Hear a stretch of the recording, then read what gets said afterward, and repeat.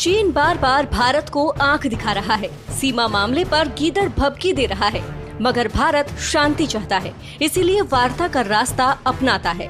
लेकिन शायद चीन ये भाषा समझने को तैयार नहीं है, इसीलिए अब भारत ने भी कमर कस ली है।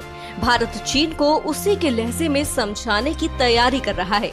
इसी कड़ी में अब भारत और जापान ने ऐसा समझौता किया है जिसकी वजह से चीन की बौखलाहट और भी बढ़ सकती है, क्योंकि इस समझौते के बाद चीन कोई भी हरकत करने से पहले कई बार सोचेगा।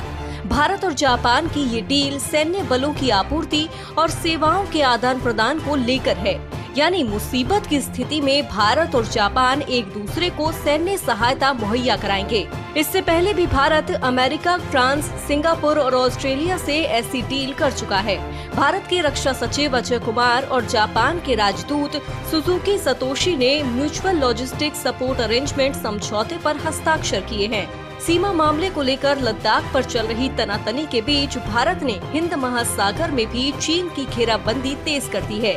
भारत और जापान के बीच हुए ऐतिहासिक रक्षा समझौते को बेहद अहम माना जा रहा है। समझौते के बाद प्रधानमंत्री नरेंद्र मोदी ने जापानी प्रधानमंत्री शिंजो आबे से फोन पर बात भी की। मोदी और आबे दोनों ने रक्षा सौदे के लिए एक दूसरे का आभार जताया। ऐसा समझौता पहली बार हुआ है जब जापान के साथ सशस्त्र बलों को परस्पर सेवाएं मुहैया कराई जाएंगी। भारत और जापान के बीच रणनीतिक संबंध पहले से हैं, लेकिन चीन से मौजूदा तनातनी के बीच हुई इस डील से हिंद महासागर में चीन की घेराबंदी को तोड़ा जा सकता है। इस डील के बाद भारत हिंद महासागर में भी रणनीतिक बढ़त ले सकता है। भारतीय रक्षा मंत्रालय ने कहा कि भारत और जापान के सशस्त्र बलों के बीच आपसी सहयोग बढ़ने के साथ साथ दोनों देशों के मध्य विशेष रणनीतिक और वैश्विक भागीदारी के तहत द्विपक्षीय रक्षा गतिविधियों में और बढ़ोतरी होगी। यानी साफ है, भारत की इस बढ़ती ताकत से चीन की बौखलाहट बढ़ना भी तय है। Bureau report, news corner.